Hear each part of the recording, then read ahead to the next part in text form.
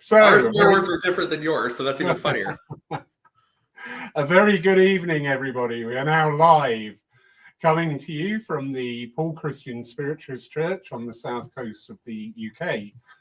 We are across the pond tonight with a wonderful gentleman, the Rev Bryan Peters. Good evening, sir. Good evening. How are you? I'm great. I'm looking forward to tonight's conversation. So, Reverend Bryan, along with Reverend Shane and Reverend Michael, run. Absolutely. Yes? Yes. Thank you. They run the Healing Brew Cafe in Akron, in Ohio. And here's the lovely city of Akron. Looks very pretty. Yes, we're actually just south of Cleveland. We're not a major city by no means. We are on the smaller side of stuff. If anybody has Goodyear tires actually came from Akron, Ohio. And then Quaker Oats also got its start here in Akron. We're about an hour south of Cleveland. And we're about an hour north of the Bible Belt in the United States. So we're in a very interesting location as far as being close to Lilydale, close to the spiritual aspects up here in the north. And then as I stated, just as we get a little bit south there, we get more into the religious side of the house as we get farther south in the United States. I did do a little bit of homework. Akron, you're noted for your corn and your soya. Yep. The birthplace of aviation. And also it's noted that it's a very inspirational city. It is a city, isn't it? Yep, it is a city. We're a city. We don't get it. I always laugh and say town, city. For us in the U.S., town is very much a smaller community. Akron is definitely a city. It has a major university. They actually has 2 colleges in it and everything like that. Brilliant. But your part of Akron, the Healing Brew Cafe, could you tell us just a wee bit about that? Because this is something we don't see in the UK. We have churches, we have centres, and there is a very small smattering of shops and coffee shops, but nothing by the degree and certainly by the prolific amount of things you put on. I was looking at your agenda there and I was like, wow. Really, truly, what we did was we always did psychic fairs. We do a whole slew of psychic fairs throughout Ohio. We do a new psychic fair every Sunday and everything like that. And a group of us got together and said, what would it take to create a business that embodied this? That would be able to take a psychic fair and bring it to a location for a daily basis situation. And at the same time, I'm an herbalist. I always fancied teas and all that stuff. And so the idea was, what would it take if we smashed this together? Because you and I both know some of the best conversations ever come out of a kitchen, out of those times that you sit at the dinner table with old friends and, you have a cup of tea and you're just sitting there having these intense conversations. And you just, as we say, you go down a rabbit hole and things just unfold. And that's really what it's all about. It's really about making these connections. It's about making these efforts to share conversation with other people. And at the same time, like we talk about, taking care of mind, body, and spirit. People do a really good job at taking care of the spirit. People do a really good job at taking care of the body. But when it comes to putting it all together is where I think people run into a disjointedness. They don't really practice the 3. And you and I both know, and I'm sure you guys do the community lunches, you guys do, the cookie exchanges and things like that, where people come together and eat. But it's sharing that it's sharing that camaraderie, it's sharing that community-ness, which is just as important as any of the other things. I can tell you everything under the sun, but without that community element, things fall apart. We're not so much on the community side of eating together. Quite a few of the churches and centres will do like a fish and chip supper with the mediums. You have a reading. It's not a commonplace. I was talking to Rev Bryan down in Florida because for a while he was running a centre there, and they would have a luncheon after the service. And I went, that's a really good idea. But he said, you know, people can drive like 3, 4, 5 hours to get to a place. So, cool, you know, we want a meal. It's a bigger part of the equation rather than in the UK. We are doubly blessed and cursed to have a spiritualist church or centre probably within half an hour of where we live. Wherever you live in the UK, it's that prolific. But the standard format of the churches and centres here are the demonstrations of mediumship, the divine services, and sadly, not a lot else. That's not for everybody. There are some churches doing amazing things. We've got a lovely lady, Susie Woodley. Hello. And I know the church she's associated with. They do what I call lovingly the standard. So we'll do a demonstration of mediumship in the week, and we'll have a divine service at the weekend. But also I know with Bitten, where Susie is, they all have philosophy evenings, they have the circle evenings, they have the coffee mornings, the get-togethers and things like that. So it's not all grim. It's not right. all grim. Well, I mean, also too, in the U.S., it's spiritualism, you know, those connections to spirit, those people who welcome mediumship are few and far between. I mean, where you guys, I hate to say it this way, it's very much more common across the pond. When you come into the U.S., we fight uphill battles. We really do. I mean, and you're on my Facebook page. Within the last year, we had protesters.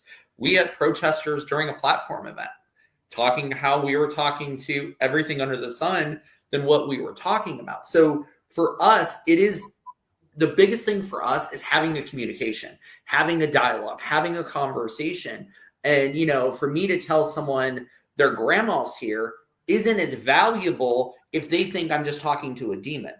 So for us, we got to re-educate. We got to spin the tale. And so sometimes it's about, hey, why don't you sit down and have a cup of coffee with me and find out I'm not as crazy as you think I am. Or we're all talking the same language. We're all talking the same information, just a little bit different. And talking of crazy people, we'll say hello to the lovely Reverend Elaine, who Elaine was recently working over in America, and she came and worked for you guys there. And this is where the bond formed. And when she came back, she was just so infused by the energy and the passion that you guys have for what you do. So, and this is just how things start to link up. So, good evening, Elaine. You wonderful person. Oh, and there we go. Just to back it up, you have so much passion and enthusiasm. And that's a really salient point. We often take it too much for granted. This is since 2020, that wonderful time. We actually started to communicate more firstly outside of our own area, because we were quite isolationalists. You know, we would stick to our county, what your version of state. But since 2020, and the online phenomena started to really grow, we were linking up with people up and down the country, and then around Europe, and then around the world. And it was fascinating. One of the things that always was a wow moment for me was the fact that, say, in the UK, there are hundreds and hundreds and hundreds of churches and centres. That is not the case, even in Europe, just across a short stretch of water. That is not the case. And you can see and you can gauge the differences. I mean, they do teach in Europe, a common phrase is English mediumship as a sort of like a wherewithal on how the mediumship should be presented, which is very nice. But unfortunately as well, we've sort of overindulged, I think is probably, that's not quite the word I'm looking for. Where we have got so much choice, where we can go now any night of the week, go out and see a demonstration of mediumship. It's a great risk of losing its magic. Now, it's interesting, you say about talking to people to prove you're not a demon. But we have the opposite side of that. That is to get people engaged and reignite the miracle of a communication, the sheer joy, the sheer experience. And this is one of my big things, is about experiencing spiritualism and spirituality. Reading is great, old films, old dialogues, podcasts, they're all really good, but nothing beats the experience of being there, being present at that time and immersed in that energy. Absolutely. So, 100,000%. And I mean, I even know doing platform work, being able to give somebody a message that is, just be able to give them a message, give them evidence along with it. It blows them out of the water. And that's an experience you can never give them back. You're literally giving them proof that there's life after this world. Their mom is there with them. Their dad is there with them. You're giving them that experience, and there's nothing you can do to take it back. And that is what it's all about at the end of the day. I think it's about presenting spirit, providing that evidence. And then like here, we do events that circumvent it just to kind of help flush it out. You know what I mean? Turn it into an event where we gather people for the afternoon and stuff like that. Yeah. Yeah. And I do think, Elaine and I are obviously linked, because I was just about to say the communication, the magic, we sometimes lack in the backup of education and information about what does that mean? I say to people, if you could talk to your mother again just for a minute, how do you feel? And they go, oh, great. But what does that mean to you?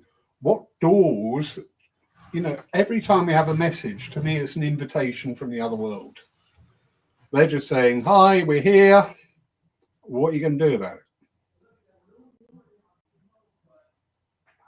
I agree full-heartedly. And I think the education piece now takes that a step further, because you and I as mediums, we have that ability to attach across the veil, but this is a skill set. This is an education base that's open to anybody.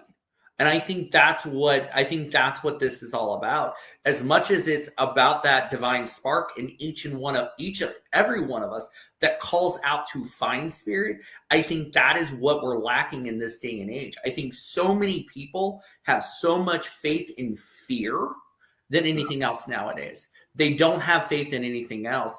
And I think as a medium, our job is to help instill faith in something greater. Definitely. If that is in the divine, if that is in anything else other than fear, we've done our job. And full-heartedly, I think that's what it's all about at the end. Yeah, most definitely. Sorry, we've just got a couple of little glitches with you, Rev Bryan. You just keep pausing. It's not ruining it. It's just... Sorry about that. I apologize. No, it's all right. If I'm a bit late coming in, it's not sure because have you finished or are you paused? Okay. But again, you've touched on something really relevant, the fear factor. I mean, we are in a very fearful world, yet we don't feel comfortable talking about it. And when you have these, and especially like you guys do, have that informal, unstructured approach to trans communication as part of the proceeding, not the whole point of the proceeding. I mean, that has got to be a really valuable tool. We have it in our demonstrations, in our services. We encourage the sitters, to speak up and say, yes, no, don't understand. But we limit then the question that should come with it. And you can only really achieve that in a less formal way, a less formal presentation. We had a family gathering here the other week. We haven't done one for quite a while, and that is a really informal gathering. It's members of the congregation coming up, talking about different aspects, taking questions. I think actually it was quite embarrassing because 3 people got up and were praising me up, and I'm going, oh, stop it. At one stage, I thought, is this my eulogy? Have I died? But it was a great energy to work in because people were free to ask, people were free to question, people were free to engage with it. You can go in and see a demonstration, see a service. And although the medium, when they're doing the job to the best of their abilities, is bringing that atmosphere in and that engagement in, it finishes when the service finishes. And people walk out the door, and the next day, it's gone. Whereas if we can engage with people over a cup of tea, a cup of coffee, in that relaxed atmosphere and moving between the planes, that's going to be, to me, a much more experiential experience for the sitter because they can actively engage. They can actively ask questions. And I think part of that, too, is it's giving people that aha moment. And I use that terminology because we all have been in readings, we've all been in demonstrations where the individual gets the aha, where you can just see it in their eyes that the whole world just opened up to them. And I think that is what this is about. And as a medium, our job is to give them that aha moment and for them to take that information home with them, for them now to use this as the ability to do their personal work, to do their communication, their conversation with spirit. And I think twofold here. One, I think, and no disrespect to anybody, I think older school mediumship always was about gatekeeping. They didn't want to share information. They were very quiet to share it in the United States. Versus nowadays, the information is readily available, and now it's becoming to more relevant to those who can share the information, who can present the information, and who can do the work. I mean, because nowadays it's one thing for you to make a comment and be wrong, but they can Google it 5 minutes later and find out if you're right or wrong. So yeah. It's more about the information. It's more about the presenting spirit and getting out of your own way. And one of my biggest things I talk about, and I probably taught Elaine this one, is what fear really is. It's false evidence appearing real. And the problem is we use that as ways to diminish ourselves, diminish what we're doing, and at the end of the day, it's what we use to stick ourselves with. And so if you can take fear and turn it into a superpower, turn it into your ability to conquer the world, there's nothing wrong with it. But fear that's keeping you eating bonbons and your hair curlers at home is not viable. And so it's really about replacing that fear with faith and knowing that at the end of the day, it's all going to work itself out, and we got to live life one way or the other. That's fascinating. Thank you. I love that. I'm online next week with the lovely Sandra Champlain taking the evening service with her online. She's asked for a theme. And I was just sat and chatting with upstairs, and the theme of peace came through, but a very interesting tag came with that about we're always looking for peace, but actually we've got to create peace in the first place. And similarly, as with everything, double-edged swords, we create fear. We fear for fear itself. We are creating that energy. We're addicted to it. I tell every single person I want to create cards that say fear addiction group, because what we tend to do is we tend to be addicted to it. And if we don't have the fear, we will look for it. We will find the next fear, the next tag to be afraid about. And so the more we're used to that fear adrenaline, it takes a lot more to get us past it. And that's, we can't operate in fear. I watched a while ago, they were talking about people doing different styles of mediumship and learning how to work with spirit and stuff like that. Someone created a book and talked about how to use fear for mediumship. They were talking about using the fear conversation as a way to tap in, touch into that. And I'm sitting here going, that is not the way to read. To read in anxiety, to read in fear, that is nothing to be taught. And I think what we're doing is, I think we're teaching people to be afraid. We're teaching people to fear stuff, when in reality, there's no reason for it. We have enough on a daily basis. That's very true. Sadly, and this is not limited to spiritualism, although we're spiritualists and although we see it and although it affects us deeply. At times such as this, when there's great challenge everywhere you look, it's also going to be that spawning ground for grifters coming in. Yep. They're all going to find that little tagline. They're all going to find that little hook to try and get money out of you. Because at the end of the day, that is what is going on. And it's becoming more and more prevalent now. And thankfully, most people are aware enough to go, yeah, that's great, but no, thank you. But there are still, new people investigating, because people, and when we have these difficulties in our world, which we didn't have before 2020. Before 2020, we were going, oh God, it's Christmas again. How did that happen? Because we were living on this accelerated timeline, and we just went through stuff because nothing really challenged us. Today's world, from the minute we get up in the morning, we've got these challenges facing us. But that is going to make people look for answers. Absolutely. And investigate. Obviously, as spiritualists, we want to make everybody a spiritualist. That's not to be. But we can always help and encourage people to find something. If there's any philosophy, belief system, or practice, or whatever, if its foundations are in helpfulness, are in healing, are in acceptance of others, that's great. I don't give a monkeys. As long as that is the tag in there. But if the tag in there is, if you listen to me, you will be saved.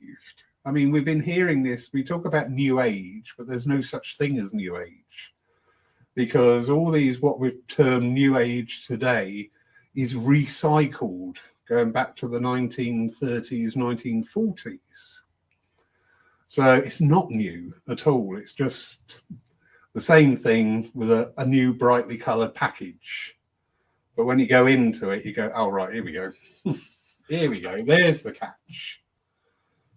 You're absolutely right when it comes down to it, because it's no different than when you had all the people dying during the Depression, or you had the folks dying in the war. They come back, their families are desperately looking to something to cling on to. And the problem is, if they don't find it, they will look for it. They will look for it one way or another. And I think this is when your job, my job, all of this stuff tends to be forced to the forefront for us to be able to do the job and to be able to show people what spirit is all about. And, you know, I always talk and I use capital S or lowercase s when I refer to spirit. And a lot of times as I'm talking, people are like, are you talking about God? I'm talking about spirit. I don't care what that looks like. Spirit is divine no matter what. And it's really about taking a deep breath, letting these people know that everybody's here to treat them, you know, treat them at their core. And like I tell people every single day, I can tell you based on you being Jewish, you being a Christian, you being Muslim, I can help you down this path. You just may not want to listen to me. I have the information here. And that's what this is all about. Very true. It's about educating. I think that's what it boils down to. Exactly. Education. Really interesting comment there from the lovely Susie. Doesn't help that we have some spiritual teachers that will close a group by placing a cloak of protection. Therein promotes fear to the newbies. See, this speaks to me. Yeah. Can I take this conversation since no one knows me? I can say what I want, right? So I think part of the problem here is I think years ago, I think people used fear as a individuals as a way to say, look at me, I'm the big medium and I'm better than you. And oh my God, the spirits attack me, more as a way to garner, to brace the group, to show all the, you know, that I'm better than you. And nowadays we're not in that mindset anymore. And I agree, like the cloaks of protection, the heavy psychic protection conversations, things like that. All that does is teach people to fear other people or to fear spirit. And if we all know as spiritualists, there is nothing to fear from spirit, then why are we doing protection spells? Why are we doing protection cloaks? Why are we doing psychic X, Y, or Z? And if you really truly think about it, if it's energy, doesn't matter if it's good or negative, it's energy. Would you ask a Christian to pray for you? It's energy, no matter what. I'd ask the Satanist to pray for me. I don't care. It's prayer. It's energy coming towards me. It's energy and intent. Exactly. And if I'm a divine being, no matter what energy I get, I can create with it. Yeah.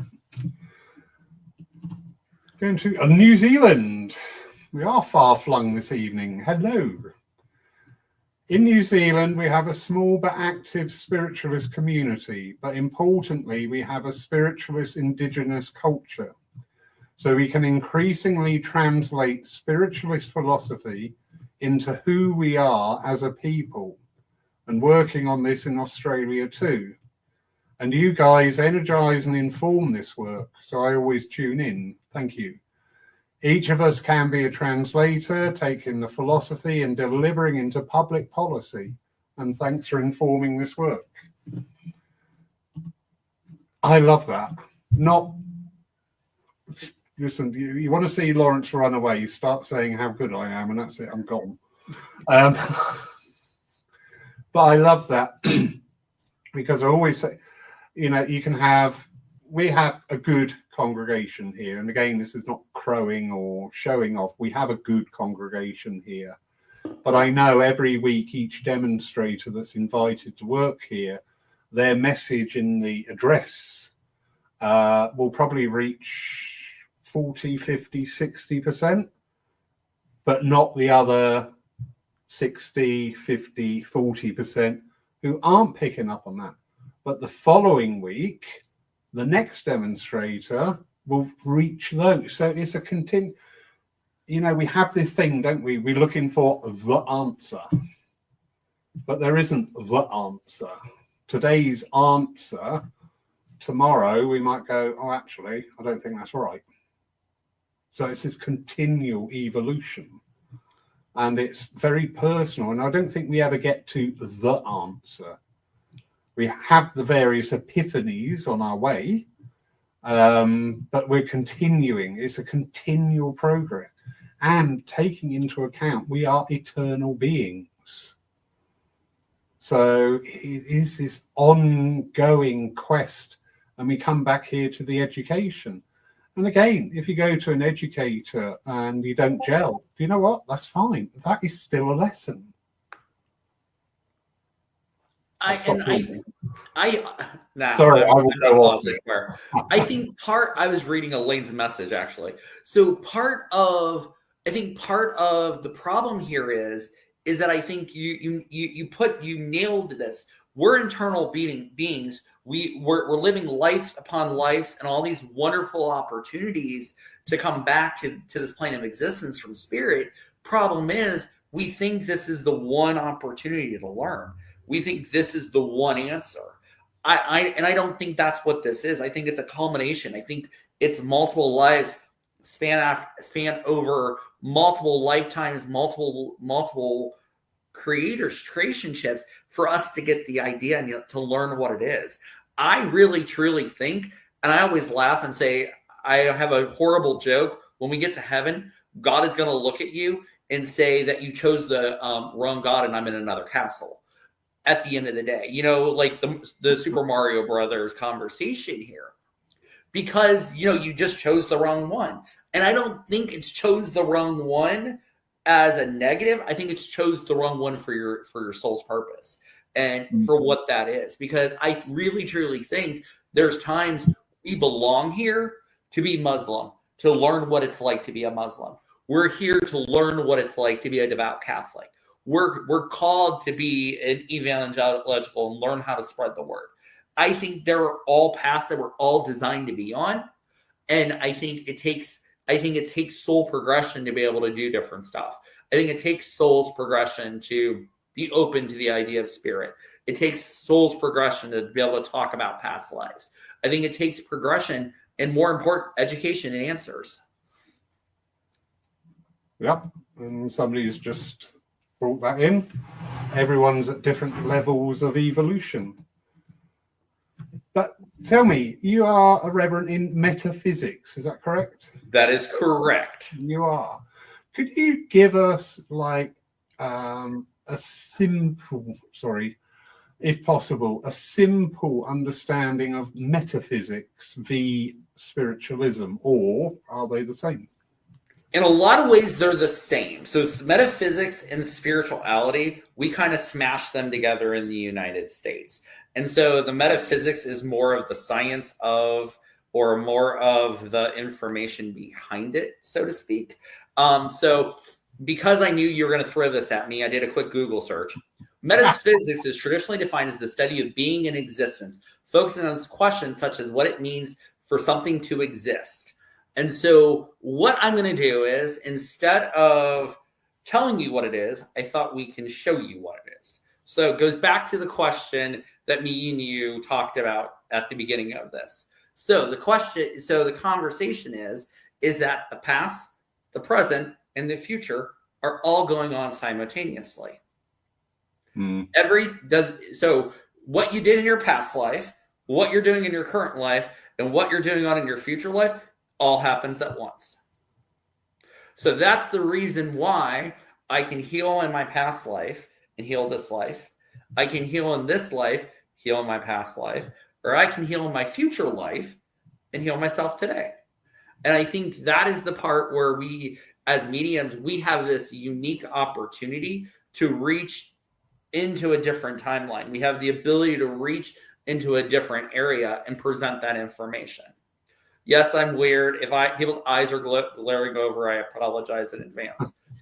They can send me hate mail later.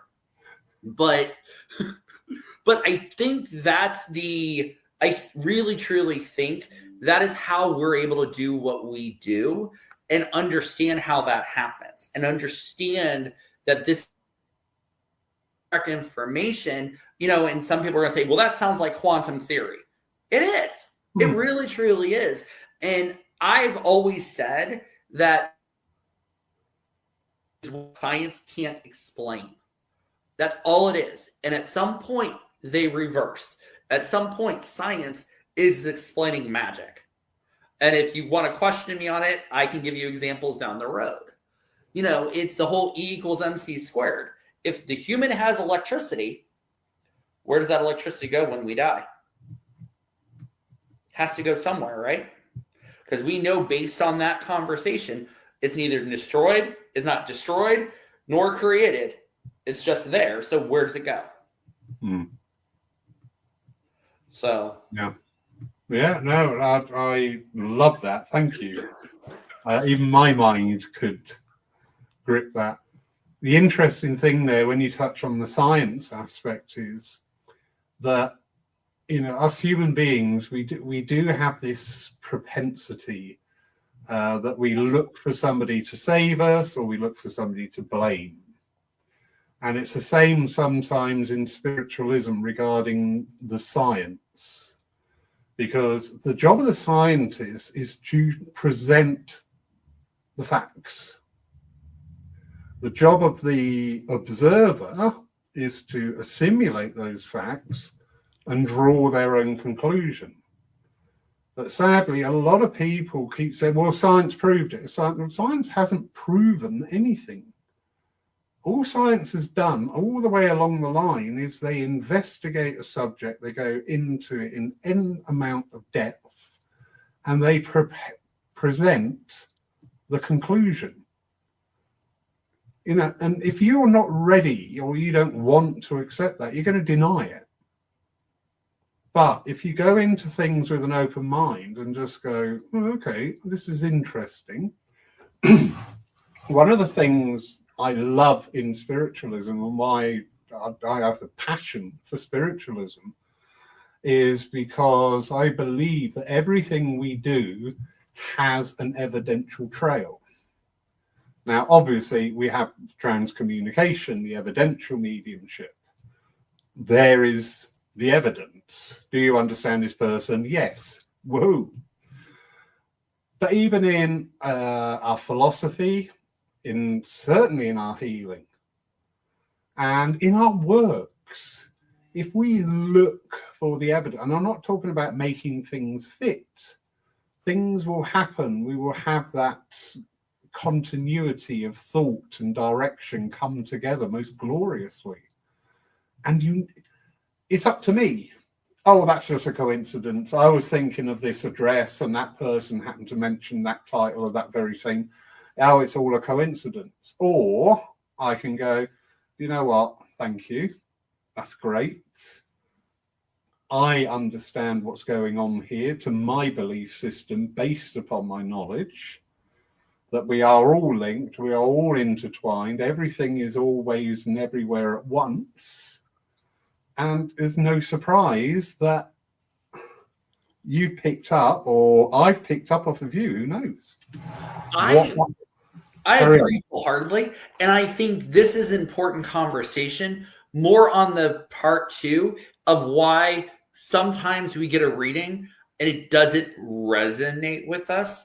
And it's not because the medium did not present the information.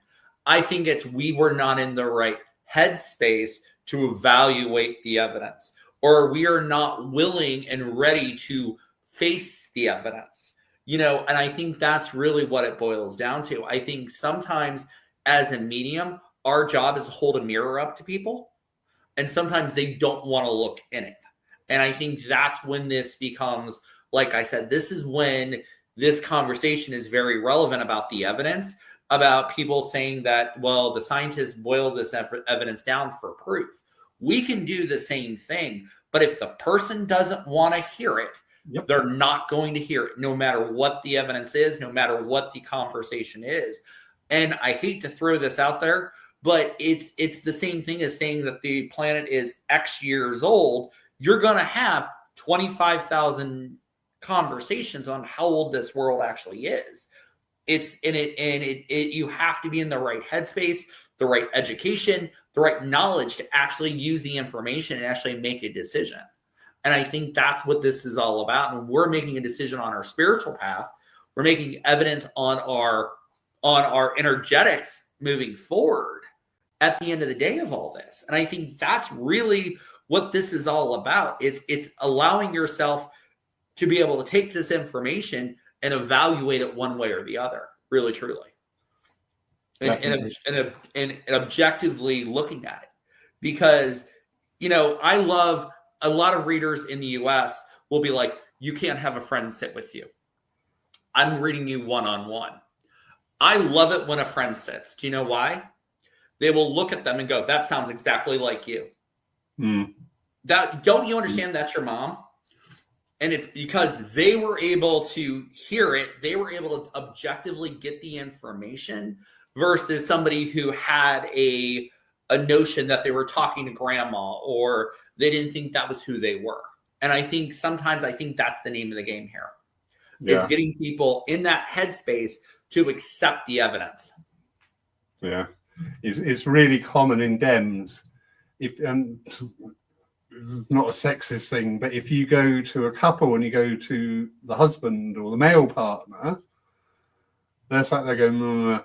But the missus is often sat there going, 100,000%. It's the same conversation.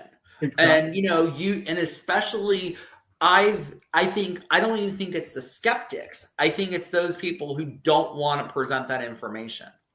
They don't want that information shared. They don't want the evidence out there, whatever the case may be, because you can present all the evidence in the world, but unless you're willing to take it and run with it, there's nothing you can do with it. And I even, it's the person who has evidence that their marriage is failing.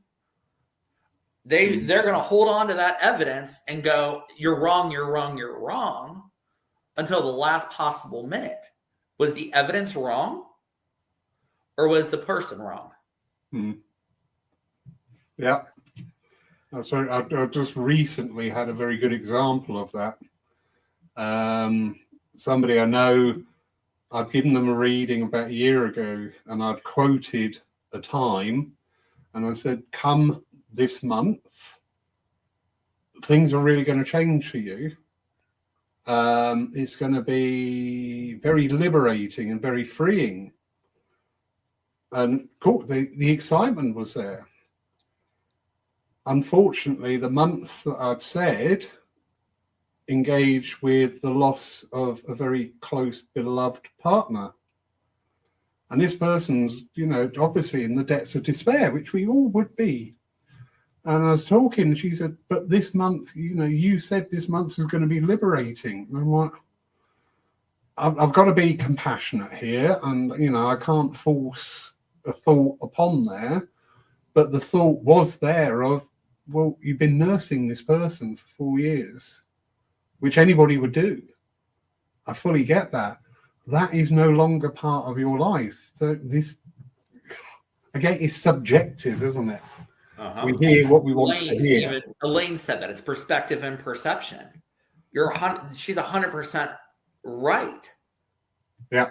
20. We say the expression 2020. Hindsight is 2020, and it's the truth. And expectation as well. That is something I find. I don't know if you have the same here. But I always say to a sitter, if I'm engaging in private sitting, please be open to anybody coming through. Because often somebody will get fixated on one person and discount everything else. Or the person that comes through is somebody they may not wish to hear from. I've had that situation as well. Yeah. The other thing is, I don't know what you guys call it. We'll call it piggyback.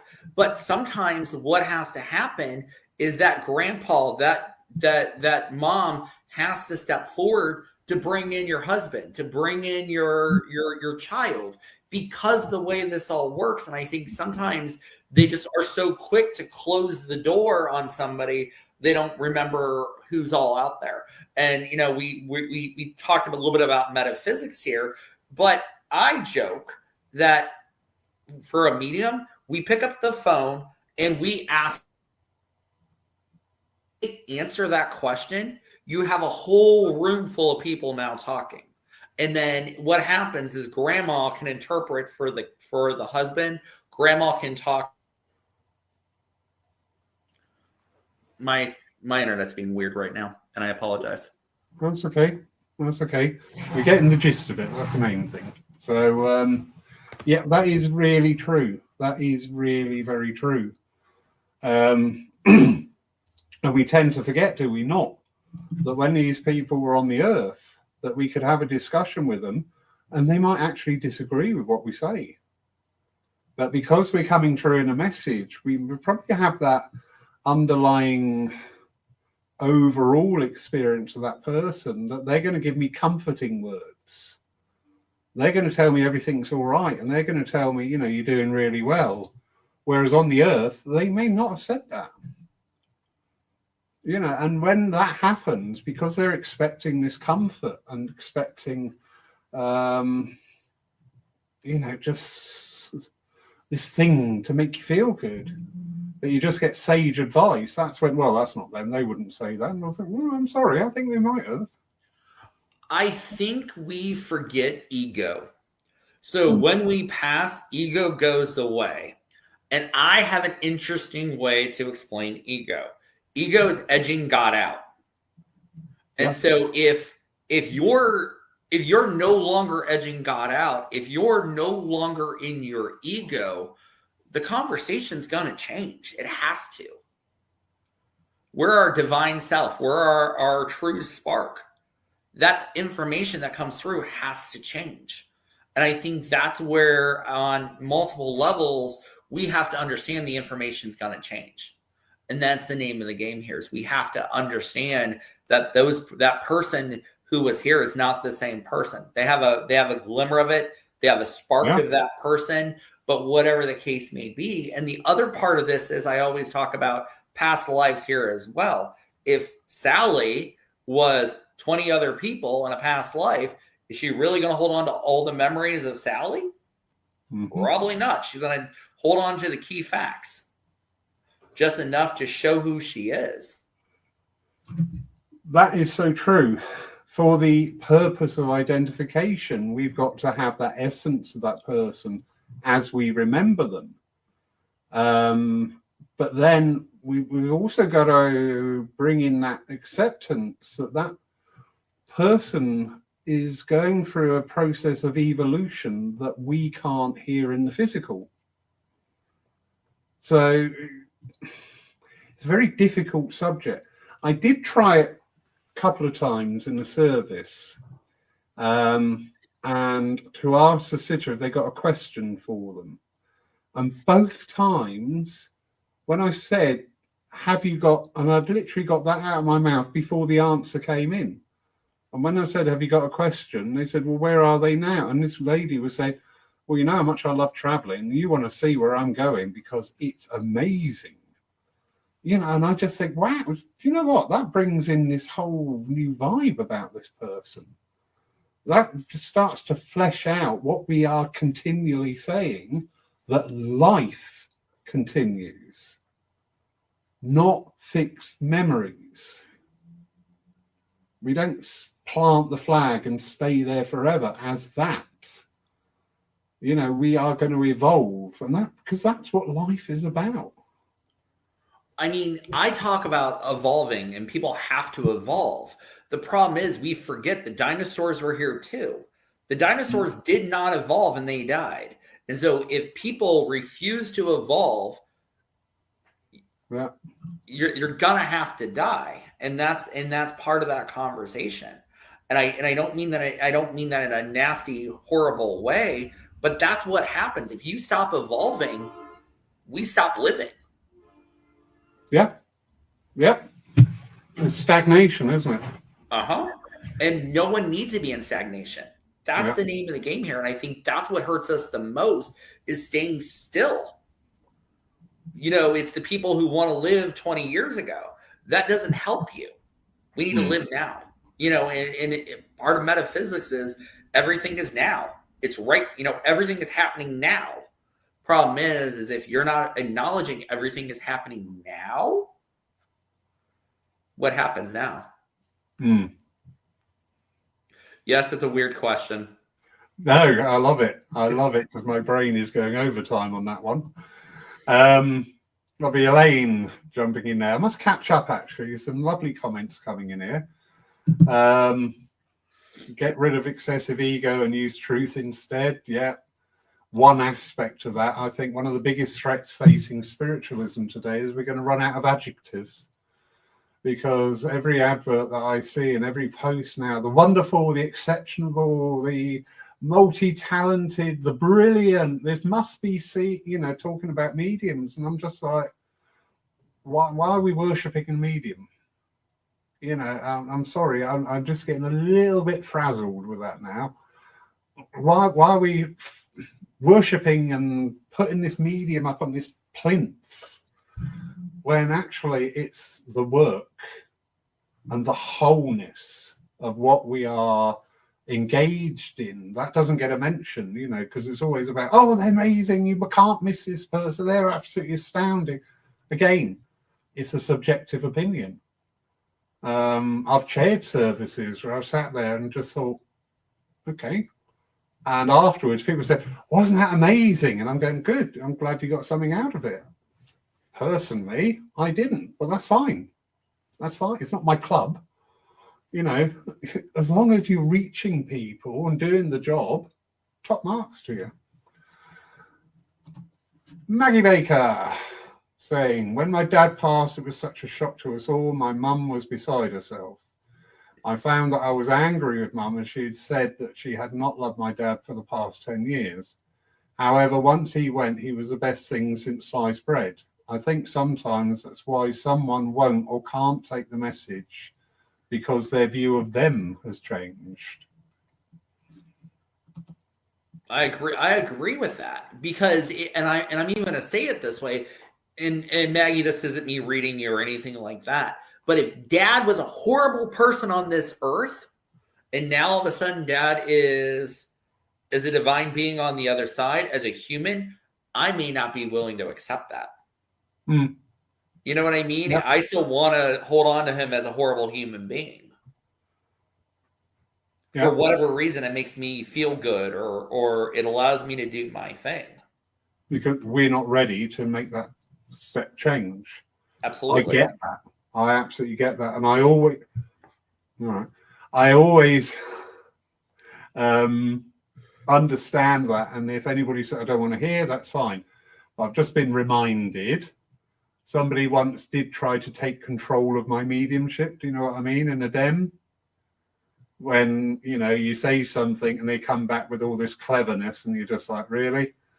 And it turned out it was a husband in a long line of them, and it was, well, I don't want to hear from them. And I said, well, he wants to come through and say he's sorry, and I'm working for him, not for you. All right, love, so you do what you like with that, and I'm moving. I just thought, oh, go away. And I agree with Elaine that I think the more people get involved in spiritualism, the more people are going to demonstrations, the more people are going to divine services. I think there has to be education that goes along with it. And I don't mean education from TikTok and social media and all that stuff. I mean legit education. And I think that's just as important as a divine service or a demonstration. And so anytime I do a demonstration, I try to work education in it as well. One way or the other, that education has to be presented so that they understand what's going on. Sometimes Mom's talking about now, well, you know what? When you're in spirit, now's a little bit different, because it could be 6 months from now. It could be 6 months ago. It could be 6 years from now. It's a different perspective. And so educating people like that, I think, helps to give them little bits of information as they can take it along the way. This is so true. And again, as one of the good effects of the explosion of spirituality on the internet, that we are talking more and we are sharing information and we are questioning things. We are able to have wonderful nights like this. We've been doing this now for 4.5 years, I think. And we've had some great people, except for Elaine. She was the only one that swore ever. I've had ex-alcoholics, I've had ex-junkies, and Elaine was the one that dropped the F-bomb, bless her. But moving on, Elaine. Susie Woodley is saying some recipients don't have the understanding that their loved ones evolve and continue to progress their soul. Very true, Susie, and this is exactly what we're talking about, this educational side. I'm going to find it really interesting, things within the SNU, and seeing if we're going to start to see a little sea change come in there with the election of Simon James, because he's very forward thinking. You know, we look, I say, in the UK, we are blessed, cursed, that we have so many churches and centres. And we have all these principles and practices of how things are done. And it quickly becomes doing things by rote rather than doing things inspirationally or doing things, you know, under the guidance of the other world. Or just, you know, God forbid, change something. And I agree. And I will be that person. British mediumship in the United States is amazing. We want it, we seek it out because it's what the expectation is. But at the same time, I think where we are, we have a different, where we still have fun with it. We still play with it over here, I think, to a degree, because we don't have the structure. We don't have all the, this is how it has to be done. I mean, we did a healing night here at the shop, and we blessed oil for the event. You know, everyone's like, well, where did the idea come from? Spirit.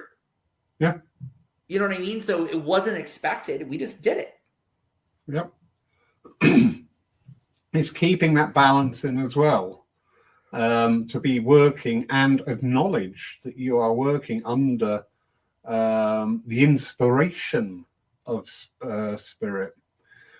When we first started off online and talking, I started saying about evidential mediums, healing mediums, philosophical mediums, because we use this generic term for 100 years of a medium.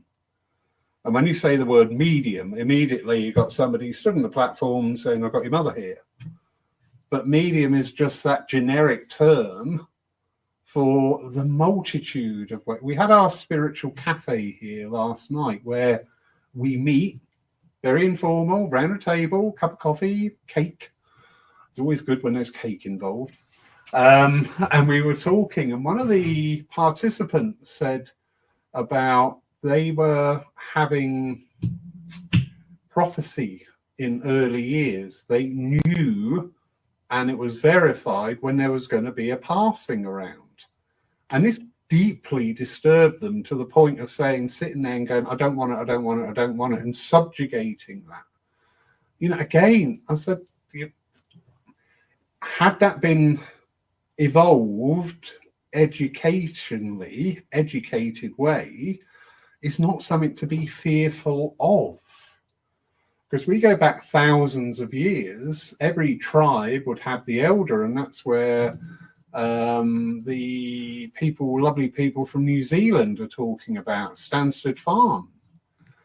You know, the village elder or something would prophesize when the crops are going to be good, when's the time to plant the crops, when there's going to be famine, when there's going to be, it wasn't just the nice fluffy things, it was real hard gritty stuff of, wait, this is coming up, you need to be prepared. And we've softened that down now, because generally there is this approach that, have you heard of CERT, C-E-R-T? I have not. Okay, it was a structure taught, and it was very popular. And it was communicator, evidence, reason for coming, tie up. And that was used a great deal in the training and the formation of evidential mediums. But that's too rigid, but we didn't see that at the time. We came up with this CERT, communicator, the identification of the communicator through the evidence, why they're here. I'm sorry, shouldn't be doing that. Why they're here, and to tie up. And that's it, you know, there's love you very much and thank you, goodbye. But mediumship, you know, is very free flowing. And if you allow that freedom to come in, It's like a private sitting. You know, we talk about private sittings and they're going to have to last 30 minutes or 45 minutes.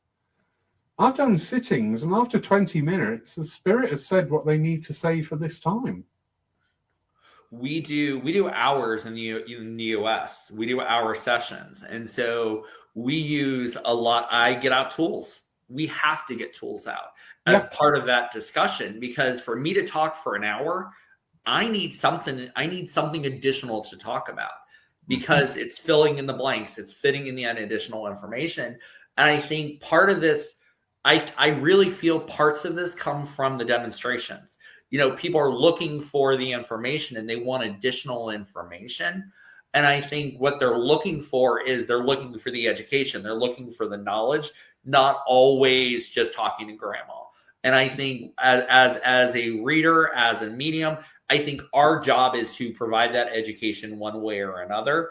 It's like a pew jockey for a Catholic church. I'm sorry. You know, I think, you know, you have some great Catholics, but you also have those who just sit in the pews. They show up, they go through their calisthenics, and they go home. And I think part of this is also true for mediumship. I think there's spiritualists who show up for a platform, and that's all they show up for.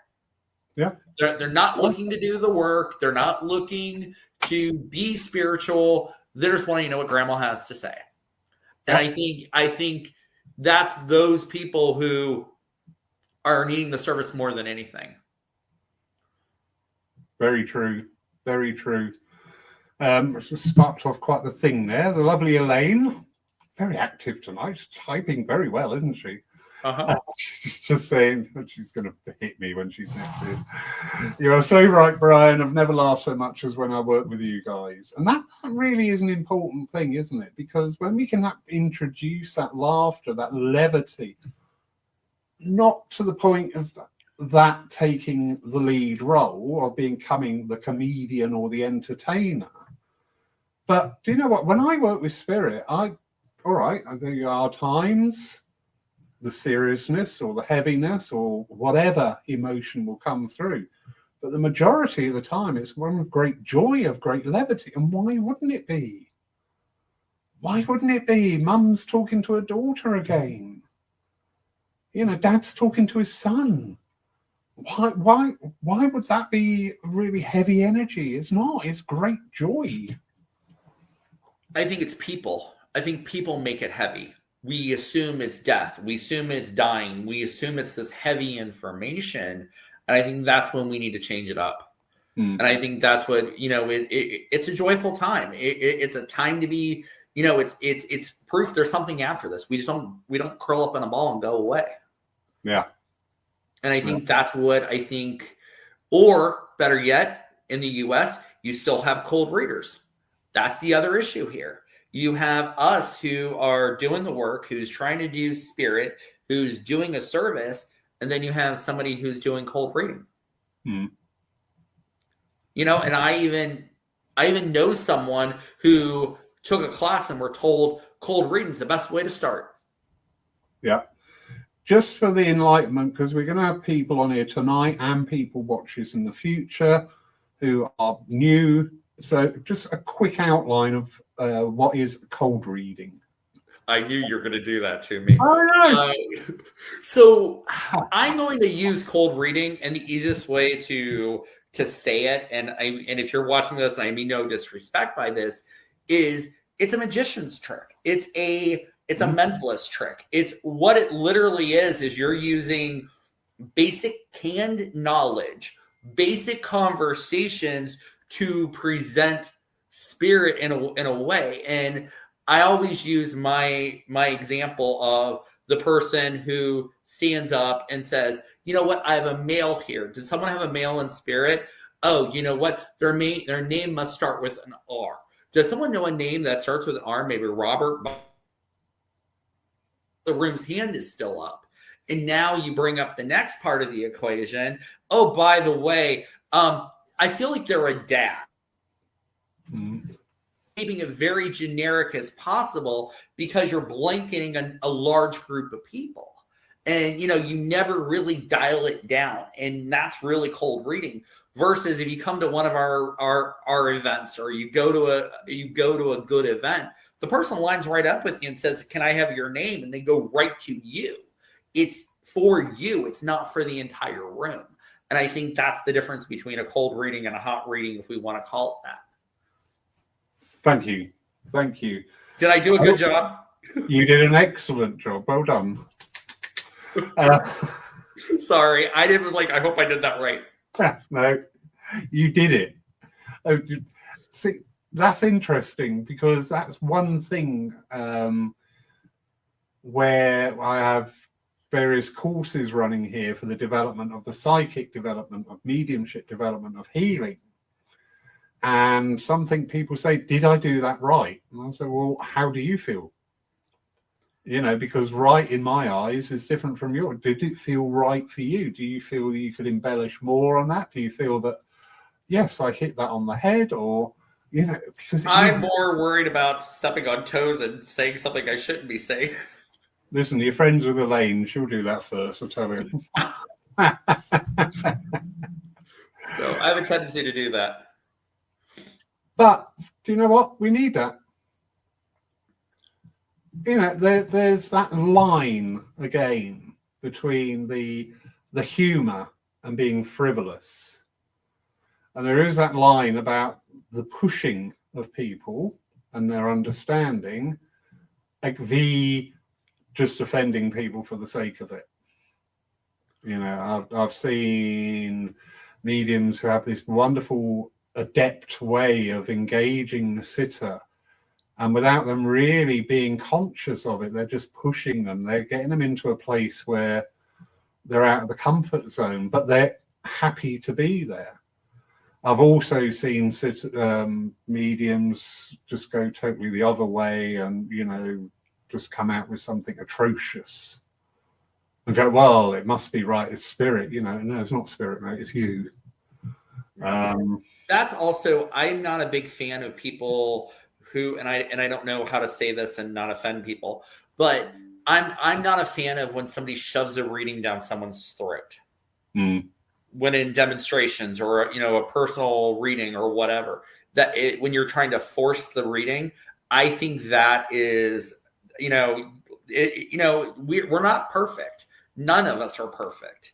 And not only that, how do you know that individual sitting in front of you or whatever is aware of the situation or willing to acknowledge it? Or in that situation, willing to acknowledge it. I have a very bad conversation that I always talk about. There's the famous mediums, there's the famous people now who go out to Starbucks and give a reading to the guy behind the counter, and they give them the reading. To me, that is a gross overstep. That should never be going on. Now, what people don't realize is the famous people, you have the director walk in, you have the makeup artist goes in and has all these wonderful conversations with them before they ever see the celebrity medium. Now you have people who think it's okay to go on TikTok with their camera and walk into Walmart and give someone a message. Yeah. I'm waiting for someone to get a knuckle sandwich out of it. Yeah, that's true. Something I teach on the psychic courses here, always one of the tenets that I enforce. And so psychic is wonderful, but you do not use it to invade other people's privacy. How would you like it if somebody sat there going through your diary or somebody going through your contact list on your phone? You would take offense at that. And it's very similar with the psychic side. You must not go prying into areas that are not fit without the other person's engagement or permission. And I always add this as well, and you need to be very careful also, because if you start poking around in somebody who's very adept in their psychic work themselves, they will know it. They will know it, and they will come back at you. Literally, they will come back at you and go, what the hell are you doing? Anyway, lovely Leslie Thomas. We have cold readers here also. It's them that give genuine mediums, spiritualists, and spiritual being a bad name. Yeah, very true, very true. Restore hope. Nice to bring that in, thank you. Messages are healing for both parties. I like that approach because I always say, you know, I'm working as a healer, not only for the incarnate, but also for the discarnate. If you and I were really good friends and chatting away, and then I took offense and ended the friendship and then went over, do you know what? Somewhere along the line, I would want to come back and say, do you know what, Brian? My fault. I overreacted. I mean,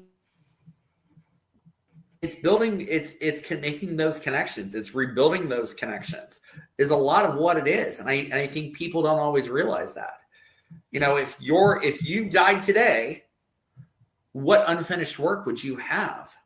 What unfinished work would you want to do still? And I think that's what people don't realize. You know, it's a lot of first, as mediums get started, they're always like, my anxiety's through the roof. I'm really nervous. Is it your anxiety or is it spirit's anxiety because it's the first time they've been able to talk to their daughter since they died, you know, or whatever the case may be. You know, you're dealing with a double-edged straw here. Yeah. Yeah, so true. I mean, it is a full lifetime. You can just take even just one facet. Say with psychometry, you could just study psychometry for your whole life and not get to the full limits or knowledge of its workings. So we are working on all these various different levels with people and doing the best we can to encourage them to then go out and find out more. Because there is so much information out there now. And I think they rely on us, and I think this is what becomes the worst thing is I think it's the people who are teaching classes who don't know how to teach classes, who don't know how to educate people, and now they're taking a class, and the only thing they hear about the class is how to put up the dark protection cloak and keep all the negative spirits away. And that's their takeaway. Yeah. That's their takeaway.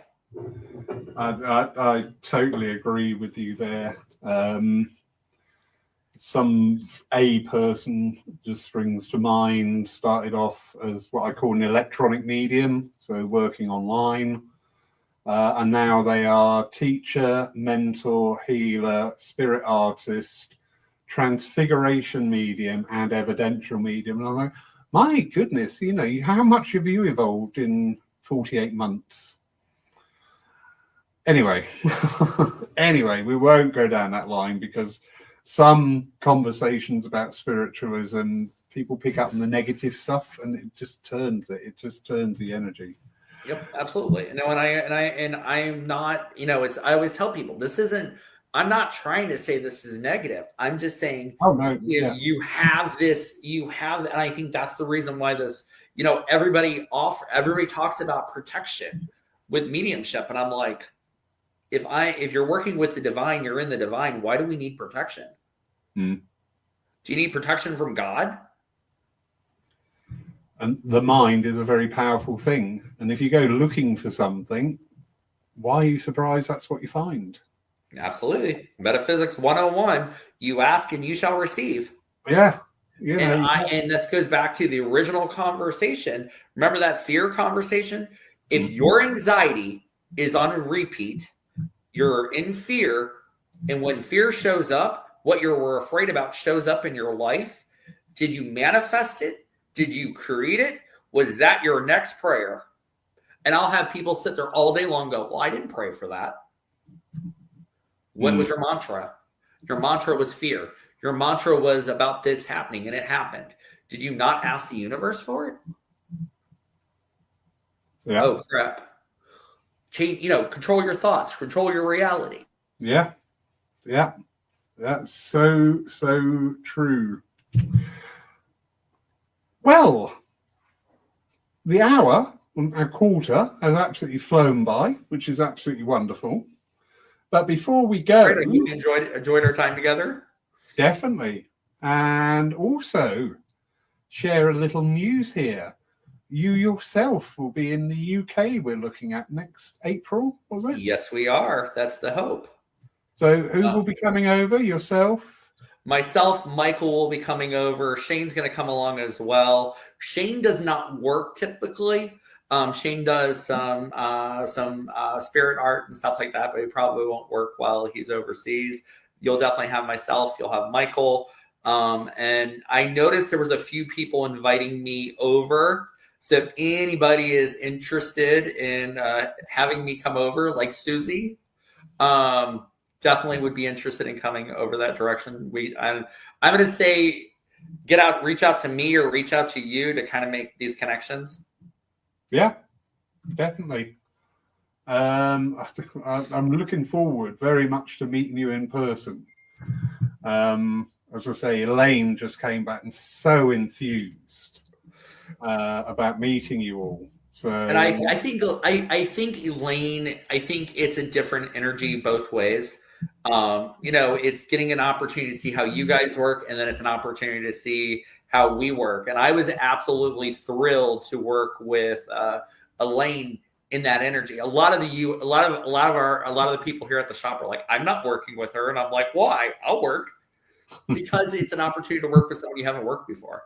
And I think that's the name of the game: having an opportunity to see people, having an opportunity to work differently and see stuff different. And I think that's the name of the game here. Plus, maybe I have a little bit of a different mindset than some people. And to me, that's brilliant. That is brilliant, because this is about re-energizing. And it's not going to be everybody's cup of tea. We know that. I know myself, when I started running the church here, I made changes, and not everybody liked them. And we had to have the conversations, which is fine, which is absolutely fine. And I always said to people, listen, if I come here into the church and there's nobody here, I'm wrong, and I need to change what I've changed. But actually, we're getting new people in. But we can't keep things, again, metaphysics side, people want to keep it the same way as they did when they walked in 40 years ago. It hasn't happened for a while here, but I did go through a phase of people going, oh no, that's my seat. And being the little bugger that I am, every time I heard that, the next day I would change seating around, because I didn't want this creation of that's my seat. I went to a seance not too long ago, and the person who was actually conducting it gave assigned seats, and she placed people where she wanted them. And to be honest, I think that's probably the best thing possible, because you're not sitting next to somebody you're not. I think it helps in the energy and everything else. In a seance situation, I agree. It's the same as circle. When I start up the circle courses, I'll let everybody find their own seat naturally. The following week, I will have a shifty around, because you can just sense where the energies need to be moved, or whatever reason. But I was referring to this sense of ownership, that I come to the church, not every week when I choose to, but when I come, I want my seats. And I'm like, I'm really sorry, but I'm not going to support that sort of energy. It's not your seat. You haven't bought it. You're not here every week. And I know it sounds really horrible, but it's not, because the church is a living, thriving organism. And you've got to work very much on the energies and what happens and how that evolves. Sometimes that involves managing people and their wants and desires and their wishes. But we won't go too far down there. So, there we go. I'm noticing this is going to be I have a feeling we won't have to look too far for people who want to let me come play. Well, that's wonderful, because you're new, because you're invigorating, your passion comes over. And that is something we need to re-engage with. Have this passion. I get very passionate when I'm talking, especially the philosophy. That's my big love. it's why not be passionate about it? It's spirit. It's proof. It's something to lock onto. Yeah, I think that's the name of the game here. definitely. So the bookings are going really well. That's sorry, Lawrence. I apologize in advance. no. No, that's fine. Absolutely fine. That's one of the things we were looking for. Brian, we have had a wonderful evening with you. I always find it very interesting with the guests and the spread. I mean, we've got New Zealand, Germany, France, all up and down the UK, and several American colleagues on tonight. And I just think that's wonderful because it spurs us on. You were talking about the cold reading culture in the US. In Europe, they have the psychic culture. That everybody was working on a psychic link and not really aware that they actually were working on the psychic side. It wasn't until spiritualism after 2020 started to gain more traction that people were going, oh, I thought I was making a link, but no, I'm not. I'm just linking with the sitter. Yep. This is how we grow. My partner, Mike's an amazing psychic. He actually links via psychic. He'll start his psychic work and then bring in mom or dad. You know, where I bring mom and dad in and let mom and dad talk. That's how I operate. Everybody operates differently. There's not a wrong or a right here. Exactly. I've been bringing in a few different services and going back to some of the things that we used to do in the movement many years ago. And the first one was on psychometry. Well, that caught me by surprise because the energy was through the roof. I was struggling to keep up with it. The second one I did was flower sentience, but using that psychic connection to then introduce the spirit. And do you know what? I love it. I love the flower sentience. I do flower messages. I'm a flower message guy. And so I know Elaine said I do it differently, but I start with a vase of flowers and I present the flowers out to those people. And normally a loved one presents it and talks about it. And there's a reason why that flower is presented. Exactly. That's exactly what happened here on Sunday. It was magical. It was absolutely magical. Have you done one more question? Do you guys use smoke billets over there? No, what is a billet? So in the UK, a billet is a wooden hut, normally on an army camp where everybody would sleep. All right, no, that's not a billet. Right. So think of a postcard, a blank postcard, and what you do is you actually move it across the fire. You move it across the flame, and it actually marks itself. You actually get designs. You actually get spirit. You get colors. You get all these neat stuff to be able to present. Okay. It's a completely different. It's a fun way to work. It's a nice takeaway for people.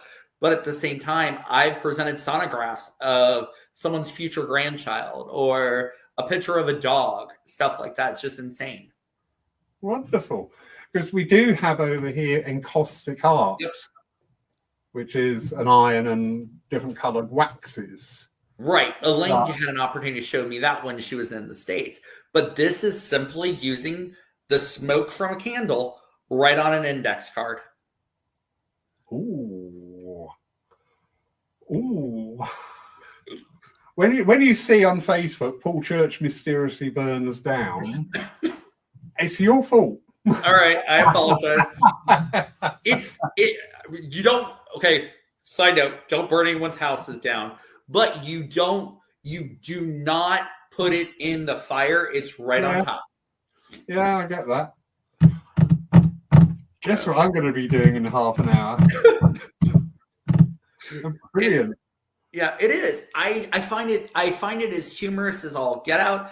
The information that you pull, it's just like you're doing tea leaf readings. I'm our house tea leaf reader.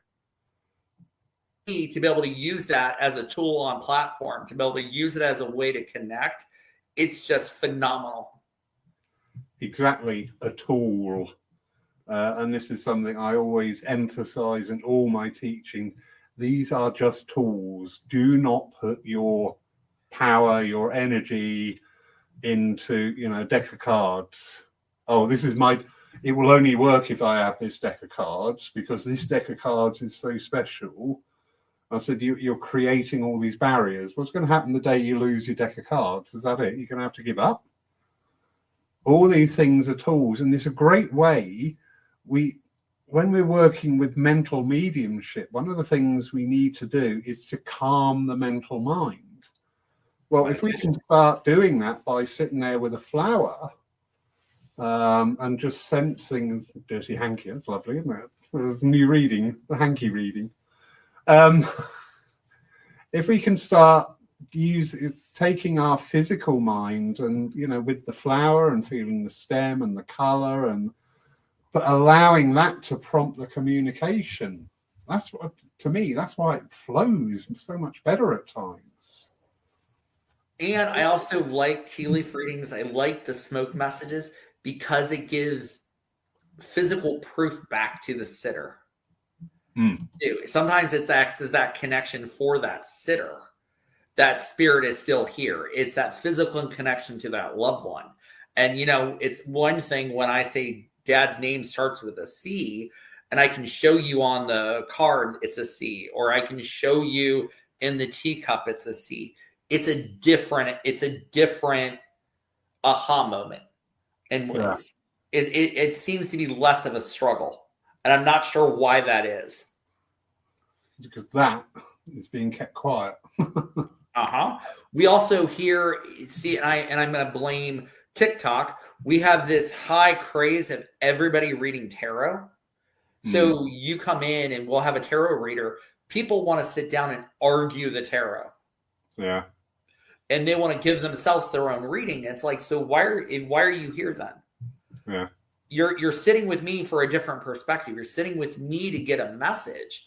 And I think that's what this is all about at some point. I think some parts and parcel here really, truly is you're sitting with the person for a message from them based on their guide, their team, not yours. And I think sometimes people need that to identify that change of scenery. They need to change that perspective because it helps. It does help. Oh. Wonderful. Sorry, we're not going anyway. We're not holding you up, are we? I know it's daytime there and you're busy in the shop. Lovely Stephen Mager. Good question. We have slight regional variations here in the UK, mostly a north-south divide. Do you have similar with spiritualism in the States? So I guess we need to have a conversation about spiritualism in the United States. Spiritualism in the United States is very few and far between. You have pockets of mediums, you have pockets of psychics, but as far as organized churches, we don't have them as much. We don't have the centers like you guys do, where you guys have a center on every corner. I have 1.5 hour away from me, and the next one is 4 hours. So it's a real big distance from that, and Elaine can joke and attest to that. Like they're not close by. So for us, you have this Christian slant in the United States, and I don't mean that in a negative sense. And that Christian slant does a lot in the South. It really divides the North and South as far as the mindset, the way people work. And I'm going to talk table tipping for lack of better words. You have people in the South who will do table tipping in a Christian church and call it spiritualism and call it's a presence of the Holy Spirit. And then you have in the North, you may have Lilydale doing table tipping in another way. So you really have this switch of stuff. You have this dichotomy of Southern Baptist. If you don't know Southern Baptist, it's brimstone and fire for everything we do. Or you have the North, which is very accepting of all of it. And, you have Lilydale and Cassadaga. You have all these centers to assist with. But really, truly, a lot of ways, most of us spiritualists in the United States are on our own, really, truly. Excellent. I hope that's answered your question, Stephen. I hope that answered your question. He will let me know if it hasn't. Brian, thank you. Absolutely. It was fun. Thank you. Fascinating evening, great company, and now it's just added that extra incentive for next year to see you guys in person and see your work, and really interesting what you can bring to the table. That shift in what we do, because I think the majority of spiritualist churches are looking for that change, are looking for that difference to come in, but also being mindful to still keep it within the realms of spiritualism, because we are getting assaulted a little bit by various different philosophies, which will say, well, it's all very nice and very cozy, but where's the evidence of it? Right. I agree on that. I think evidence is key as well. It either needs to be evidence by physical evidence, or it needs to be evidence that it hits you here and you know it's true. Yeah. Not just and it was Stephen that introduced this phrase to me. It's not just another grifter. So thank you, Stephen, for that. Rev Bryan, thank you. Thoroughly enjoyed this. If it's all right with you, we'll take the transcript of tonight's conversation, put that out as a podcast as well. Absolutely. Okay. I'm good with that. Can you also, Lawrence, can you get me copies of all of this, and I will share it out on my social media and stuff like that as well for you guys? Sure. Yeah. All right. And also, guys, I'm going to do a shout out. If you do not have me on social media, feel free to add me. I put out posts. I do a lot of different stuff throughout my page. I do videos. A lot of neat information goes out via my page. And if anybody wants to get a hold of me, I do private work as well. So I always toss that out there as well. And you also go out in the woods, half naked, working with the mediumship, which some you days. were doing recently. Some days. I do platform mediumship at the medieval fair. And so you have an opportunity to see me work. I do that 7 weeks. So it's fun doing platform for a public venue. It's 100% public. So it's a different take on platform because you're reading general public. Yeah. So sometimes you're educating them along the way as you're giving them a reading. So it can be entertaining. But it was the setting, the medieval fair. We don't have to use here, although it does seem like some people do want to revert to medieval times, but it's a different conversation. But it was fascinating in that setup, because in Ohio, you're just starting today, aren't you? About 10 weeks of medieval fairs. Correct. So we actually did 7 weeks of the medieval fair just in Northeast Ohio. And now we have the Ohio Renaissance Festival. We have all these festivals that are all kicking up and going into full gear just in time for me to go to Salem. I get to go to Salem, Massachusetts for the month of October. Ooh. I'll be reading up there. Excellent. Brian, absolutely wonderful. Thank you so much. Absolutely. Thank you, guys. I appreciate it. Thank you for letting me have an opportunity to talk. Yeah, no, absolutely. Thank you, everybody, joining us. And amazing, the spread that is open to us now. It's really heartwarming that we can talk like this. Remember, you can rewatch this either on our Facebook page, only for a short while now because Facebook has stopped holding videos, but our YouTube channel, the videos remain unaltered. Podcast will be coming out later tonight. You can watch us again tomorrow live from the church for our divine service with Jamie Williamson. And we will be back again next Saturday at 7:00. And I haven't got the calendar in front of me, so it's somebody wonderful. But in the meantime, it's a good night and wonderful, peaceful evening to you all from me and from Brian. Good night, guys. Thank you.